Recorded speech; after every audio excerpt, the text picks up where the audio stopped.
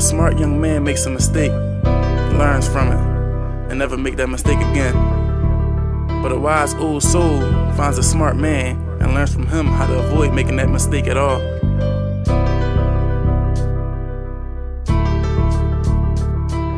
You are now watching Casualties of War with Richyrolex. I'm sitting here with my boy Fis Banga.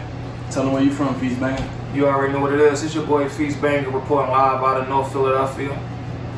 What's going on? So Fis Banga, how was it growing up, man?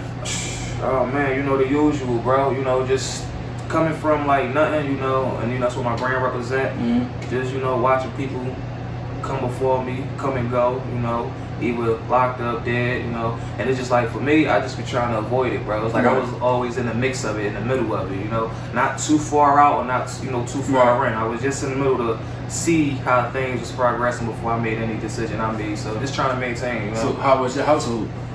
Oh man, four, you know, I'm the type, I came up like not only with the 3 brothers I do got, but my mom took everybody else. So it was brothers, cousins, aunts, uncles, so it was always a full household. So you like real family oriented? Yeah, hell yeah, bro. Was it a mom and a dad there, or just mom? Just mom, bro. Pops running around, you know, that typical story. Did that affect you in any way? Yeah, I think it did. I believe, like, you know, with situations, certain situations, you know, as a pop, supposed to, you know, be there for a child, daughter, son. Like, them conversations wasn't for me, you know, it wasn't to me. So it was just always a mom thing, depending on mom. Mom was like my main dad, so. Yeah. So what did you think was missing that you needed because your pop wasn't there? Because you know like, the mom can't really do everything. Right. That's facts, bro. I feel like that father figure, you know, just showing how to do this or just putting me down on the mistakes you may have made for me to avoid it. So like I had to take them steps and learn that myself. You know? So now that you have kids, do that affect your parents in any way? Because nobody had taught you how to be a father? I feel like it made me the best father out of it. You know, I didn't want to be what I had to experience. So that pushed me every day. So I'm just so connected with my daughter and my stepson. So yeah. Have you ever been incarcerated or anything? No, never been convicted. Never spent a day in jail. Probably like the district, you know, high school, you know, cutting school, stuff like that, but not physically like in the real world. So how did you stay out of trouble if you was around all this violence?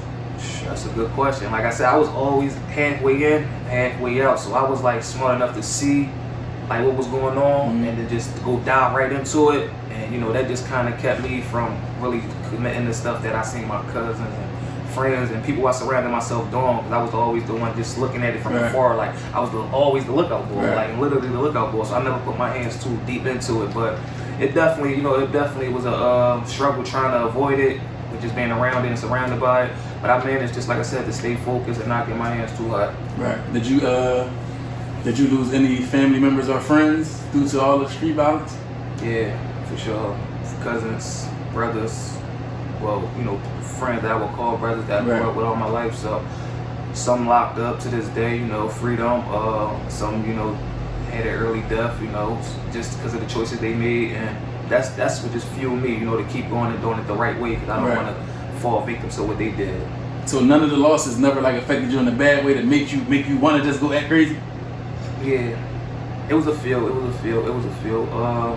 Just like I said, in the time, like, you know, like to be specific, like when I was like 12, 13, entering my teenager years, like we would have like beefs and like a lot of, like, we was young, bro. 13, we ain't know nothing about no gun. We knew about these, but the people we was beefing with and going through it with, they was much older, they was more experienced. They was 17, 18, 19, so they already was with that. You know, that's how they came. They didn't come with these. So I lost friends due to not being educated to the streets and knowing like how you gotta come. We were just coming like, hey, this war, we coming in. Yeah, we taking shirts off, we ready. But I lost friends because of that, because we wasn't prepared and I didn't know what the streets brought. So that did got like it was a situation that got the best out of me. And you know, rest in peace, my you know, my man James and all that, and it almost turned me into an animal and a monster, because just witnessing that and say, well, this is how the streets is, you know, nobody fights no more. People quick to pick up a gun, and then they shooting people that ain't even had nothing to do with it, so it make you just want to go crazy. So yeah, I almost fell victim to it, you know. So how did you cope with it? How did you come back down? Being as though you was about to snap out, how did you bring it down? Like, what did you do? Shit, for me, it was just like taking one day at a time. Just realizing, like I said, to see so many homies, because before I could react, it was already homies reacting. Right. And they was just getting swept, you know, locked up. He tried, but it ain't worked, swept. Some people was getting shot at, you know, barely surviving. So I'm like, if I go do what they doing, what's going to be the different outcome? Right. And it's like, they ain't succeed, I ain't going to succeed. So I just had to, like I said, watch it from the sidelines and see that it ain't even worth it trying to retaliate on something that's years old. Right. Just as the years progresses, it was just only just dying out, but yet people still keep them grudges. Right. But I just had to use that fuel. I say my people just get left and right to just try to better myself. Right. So do you have any like traumatic times in your life, like when you was a child, that you still remember to this day, and it kind of like molded you into who you are today? Yeah, for sure. Just like as far as like deaths and all that, or anything that just happened to you, you never gonna forget that. Like, yo, that really changed me. Like, really hurt me, or that really, you know what I mean, did this to me. I mean, not that I regret, but definitely like I said, just in that whole experience, losing friends young, not being able to cope or understand death at that time, traumatized me young. So I feel like, you know, I was just like, and I still feel that way to this day, like, you know, any day we could go, you know, and I feel like nothing is promised. So it definitely kind of shook me in that way. And like to this day, like I'm always shooken up just thinking about my man James because of the situations that happened when we was young and he didn't get to see this, you know, this time. So yeah, definitely a situation like that. Right. Have you ever had any addictions to anything? Besides smoking, but I ain't smoking like 6 years. Like, you know, that was just something we all came up on. You know, going to school, cutting school, smoking, and it, you know, it just became an addiction. Like any and everything. Dude. Right. It just so it wasn't no reason. It was just fun. It was just fun. Yeah, you just getting high. You know, enjoying this shit. I actually was like, it was a reason though at the time because like. Well, it wasn't really a reason, but it was like, this was why we was cutting school. We rolled up to smoke weed, and as I look back at it, like, it should have never been done, you know? I would have learned way more in school than I was learning how to roll or smoke or get high. And it's just like, that was a gap that I missed out of high school. So what made Fis Banga? Like, what made Fis Banga the one that wanted to be positive, the one that didn't want to catch no cases, didn't want to, what made that? Yeah. Because you was first just a regular boy. You didn't know what you wanted to do. So what made you want to do the opposite? That's real, bro. That's a good question. It was like going through all that, and then like even with the music I was putting out then, you know, just trying to be like every other rapper. I gotta be hard if I'm a rap. I gotta put out shit that I never been through. I gotta lie, and that right there just never fit with me. Like I gotta really sit in the studio and make up a story or make up something or ask my man, what's the name of this gun? How much this whole this not this all real rap? And I asked him because I never really knew what none of that was about. I knew it just had to be in my words. It had to be in my music. And it was just like, damn, if I feel so uncomfortable with making this music, why is I making music? But I love music. You know, when you got a passion for something, you can't just let it go. So I said, what if I just did it my way? What if I just told him the way I'm like, I ain't no gangster. I can't sit here and shoot somebody and just feel cool about that. That shit gonna eat me up. So I said, what if I just told him it my way? Because like I was raised by my grandma, you know, like my mom took falls. We always went to granny house. You know, granny gonna raise a kind-hearted person, and that's who I am. Like, so I'm like a sweetheart. So I really see it for what it is. Like if I was to see somebody getting bullied in the hallway, I'd probably be the only one that didn't feel cool about that. Like, bro, I don't think you should have did that. So just putting it into my music and like speaking on what I'm really about. Like I never wanted to portray myself as no gangster. I never wanted to be around the situation. So that's what I spoke in my music, and I was just trying to let people know like this ain't the cool way to do it, because deep down inside it ain't my heart, and my heart ain't for this. So if you really feel the same way, then, you know, let it be known. Don't try to put a mask on every day because it's uncomfortable, bro. So I think you honestly just answered one of my questions. You said granny. Granny. That's the one that understood that goodness in you. That's where it came from. Yeah, that's where it came from, bro. Like I'm really like sweethearted, bro. Cause like my grandma, like she don't play that, and like not even with physically, but she always like was there, like and just to be around her, you know how grannies do it, man. Sweet. You always got a meal at night. You taken care of, so it was never like I was stranded in these streets and had that option and like had to go that way. I was taken care of, bro. So there was no need for me to be acting like I was somebody I wasn't. You know. So if I was a young boy and I came up to you and said, Fis Banga, like, I'm lonely. I mean, I ain't got, my home ain't right. Nothing going right for me right now. I want to stay focused, but everybody I'm around doing such and such. What would you tell this young man to help keep him on the straight path? I tell him first, like you said, and what he was saying, like he don't want to do it. Like I asked, what is it that you want to do? Because I can't force you to do what I'm doing. I can't force you to go the right way if that's not really in your heart. But if he really was willing to do that, and I know how it could be, like I was saying, being surrounded around them people, you start to commit these crimes. Because if you got like 10 people you hang around that go all about their way, the opposite, you know, the negative, you're gonna become the 10th negative. Right. So, and if they getting fed off that, they making a quick dollar in, and you gotta stall because you're trying to do it the right way, you're gonna end up doing it the way they doing it. So I just tell you, man, like, and I know it ain't gonna happen overnight, but just try to surround yourself with different people, even if it's just one person at a time. Like, you talking to me, come around me more, you feel me? Be somebody just like me, come around them more and learn from them, and just, it's gonna take time, but eventually you're gonna make it happen, and just follow on that. Right. Now, I was looking at your Instagram and I see that you got into an altercation with the cops just recently. Yeah. This is your first altercation, right? First case you ever caught? First case, first time being in the system. All that was new to me. Fingerprinting and taking my name. Like, now I'm a part of that, you know. I'm a victim to the system, and it was like, that's what I fought so hard all my life to not be. Like, I feel like if I ain't had to go to jail or anything, because I'm like I'm not out here being who I'm not. So I know that was never my route. But for them to get one up on me like that and like you know, take advantage of me, like, and force me in the system, because that's how I felt, like I was forced in the system. I just don't feel like that was right, man. And like, can we speak on it? I don't care. I don't care. She asked me to move out the spot. I moved. No. I came in park. She gonna wait till I move. Get in your car. Let me get back in my car. What was the point of you writing me a ticket, though? I was sitting in the middle of the street. I'm waiting on my food. Then go get your food. Then walk away. Follow the orders she's giving you. I'm waiting on my food. I'm trying to get in my car. She ain't even pull me over. What the fuck is y'all doing? All right, y'all tripping though. Y'all tripping. I was never in my fucking car. What the fuck? Yeah, so it was like, you know, a ticket, you know, a ticket, what they call it, a traffic ticket going wrong, you know. I understand we get issued tickets every day. That's nothing. And, you know, the ticket that was wrote for me was very personal, you know. Like, I obeyed by our rules, moved, I still got the ticket. And it was a white lady, so you know how that goes. So I'm not even worried about that. It was just what followed up after the ticket, you feel me? When she went to grab her taser as if I was a threat or an animal, and then called for backup, and then backup came not even asking any questions, bro. They just came forcing because they see a black man with a white, and I don't like to use race too much, but a white officer, and she got a taser in her hand. But yet my hand, one hand I was holding my phone. Thank God I recorded it, because it probably would have went left and I would have never had no proof to prove it. And my other hand just explaining myself. So what was the threat? Standing in front of my car. And as you can hear in the video very closely, she seen that it went left because she was even yelling in the background, he's fine, listen. But it was another white cop, like 6'7" foot, bro. And they just came charging. 3 more of them threw me behind. It hit me so fast, bro, I didn't even realize I was in cuffs. I tried to put my hands back out and I was already locked up. And then they was trying to force me in a cruiser, picking me up off my feet, shoving me, throwing me on my back in the back seat. And then after all that was said and done, then they asked me, now tell us what happened. So I feel like as a black man, you don't even get to share your side of the story until you're in the back of a cop car and handcuffs. Like, as a citizen, we can't just tell our story right here where the scene was at. You come report to a scene, you gotta ask questions, what happened, and then you go take them procedures. But yeah, I just feel like my rights were short from me. Right. That's a crazy situation. I'm still dealing with it, bro. I actually kind of can relate to that. I got a lot of old cases. I've been locked up a lot of times, but I got locked up one day for drugs. I was in the alleyway. But the way they was treating me, bro, like, I really felt like I was a dog. Like, they was dragging me. Like, I understand that I'm breaking the law. I did break the law. But y'all can still treat me like a human because you mess up too.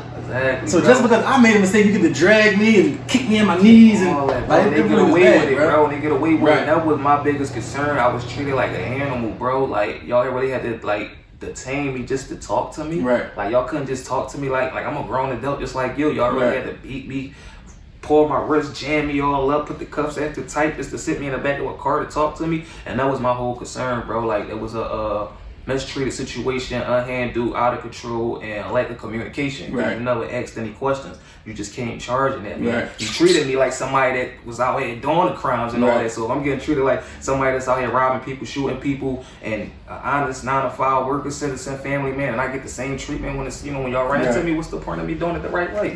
But you know, of course, I'ma still do it the right way, but it's just like, y'all gotta learn how to treat people, man. And that was my whole thing, bro. So is it anything from your life that you know if you share with the people right now that it helps free somebody?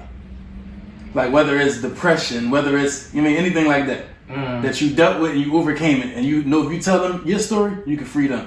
Yeah, I believe I can. Like, for depression, stress, anxiety, I've been through all of it, you know. Like I said, this was the time I was smoking, so I used to use that to calm me down. But I've been sober. Hold on. That's what I said. Remember I said, did you have an addiction? wasn't because of something. Alright, yeah, see, it be coming out a little different, bro. I see with him, I gotta really pull stuff out of you. Like, you be holding back and then they just come out with different questions and all that. But yeah, it was like all that was my escape. So I had to leave all that alone. Like I said, I've been clean for like 6-7 years now. So I learned to deal with those like hands-on now, cold turkey now, and I really have to like sit down and like train myself to deal with it. And it's like just take every day, one day at a time. Like don't rush the days, don't procrastinate, don't try to overthink what's gonna happen tomorrow because we ain't promised tomorrow. So my whole thing is to really just live for the moment, you know, and like just enjoy it as much as you can because with that law running with the cop, that could have been my last day, bro. So I don't want to be stressing thinking what I gotta do next week when I wasn't even promised a couple days ago. So I just tell them take one day at a time, love yourself, always remember that you important even when you don't feel like it. And every day we ain't gonna feel like our best, you know, and I feel like everybody, we human, that's what makes us human. And what always got me, I always thought like, if I'm going through this right now, somebody that's going through it 10 times worse, or just somebody going through it like me right now, period. So what's going to make me different between them? And that's just getting through it. So like I said, just understand other people going through it as well as you, bro. Nobody's perfect. I don't care what you see on the internet, what you see on Instagram. Everybody got them hitting agendas, bro. It's called filters, you feel me? They put a filter on it and make it look good. So in the real reality, that's how people move, but deep inside, you gotta be happy with yourself. And that's all I can say for it. So when you was dealing with them certain things, did you ever have people to talk to, or you just kept it to yourself? Yeah, I kept it to myself. And that's another step where I went wrong at. Like I ain't talk. Like, it felt way much better getting it out, bro. When you talk to somebody that's genuine, that could feel the energy, could help you. I never talked to nobody because I was like, and I'm the middle child, so I was the quietest. So I dealt with my pains and my struggles to myself. So, and you know, it worked for me, but it might not work for everybody, you know, like, so yeah, I dealt with it myself. So is there anything else that you would like to share with the people? Just like I said, staying positive, you know, like especially for the younger ones out there, and this is why I do the content that I do. It's important for y'all to really slow down because it take one wrong decision to really end up in the wrong situation. And I mean like being convicted or being a victim to the system, and like once you in it, you can't get out of it. Especially in jail, like y'all be young and think, oh no, I'm too young, they can't charge me with, bro, they would charge you juvenile, you wait as you get older, and then they would charge you. But my whole thing is there's never no turning back from that. And I know people will say, oh well, anything is possible. That's true, but once you in there, you're in there, bro. And now you gotta listen to their rules, you gotta obey by their rules. Right now, this is freedom, bro. This shit never felt so good. Like, and like I said, I've never been locked up, so I could just imagine being stuck in one cell all day, 23-1, not being able to do what I want to do. Like, and we all so creative, so I know just using that time, like, bro, we could make the best out of it, bro. But just being stuck on their time, and you only get one life to live. So just imagine being, and like, I feel for everybody that's locked up right now, bro, because their life is already torn apart, bro. And when they dead and gone, it ain't gonna be no turning back. You can't get them 40+ years back. You feel me? So while you out here on these streets, for the young boys that listening, don't follow the next young boys. If that's the life they want to live, let them live that. I've been through it. I've seen people in and out. I've been in between the lines and trying to be who I wasn't. So just be you, bro. And I'm telling you, this shit gonna pay off, bro. Be thankful to have a family. Be thankful that drive your first car. Hey, you know, get your license. Motherfuckers don't even see they do that no more, bro. And it be the little things that I wish for when I was young, and I conquered all of it. And I know I still got more to conquer, but it's just like you won't be able to see none of that if you out here living that fast life at 12, 15, 16, bro. It's way more to life, bro. And I'm still young. So just imagine 20 years from now, I want to enjoy this shit, bro. So that's all. And I'm in total agreement with that, because I got homies that's locked up. They went when they was young. Now this is 10, 15 years later, and now they telling me I wish I would have knew what they then knew before. What I know now. Yeah, and all that I would not have did what I did because it wasn't worth it. Bro, that's time. Now I'm like, really like an animal. They gotta tell me when I can wash my butt. That's what I mean. I can't see no girls in there. I can't get no money. If I do work, it's for 10 cents an hour. But when I was home, I wouldn't work for no 10 cents. So you don't have a choice in there. So that's just really a place that y'all want to stay away from, man. If you can't control your own thoughts or your movements or whatever, your actions, what's the point of living, bro? And that's just sad to say, but what's the point of living if you got to be controlled? Like, you like a machine.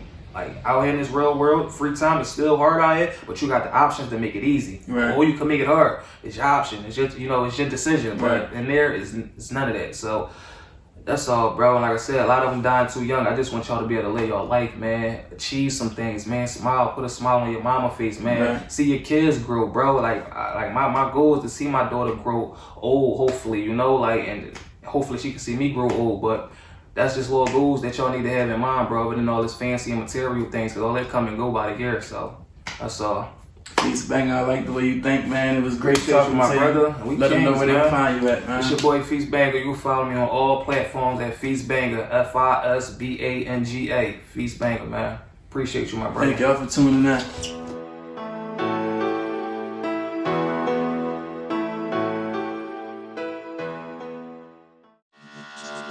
Casualties of war.